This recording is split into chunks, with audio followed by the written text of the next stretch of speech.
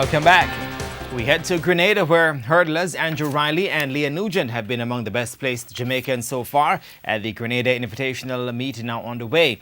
Reigning Commonwealth Games champion Riley took second in the men's sprint hurdles, clocking 13.46 seconds behind Barbadian winner Shane Brathwaite.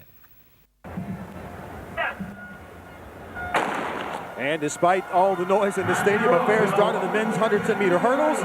And that is Gregmar Swift in the blue, who is moving well. Now Andrew Riley of Jamaica coming on. And then Shane Brathwaite is now moving up in the blue. And it's going to be a tight finish. Looks like Brathwaite in 3 may have gotten the win. Yep, that was Brathwaite. Pan Am bronze medalist back in 2015.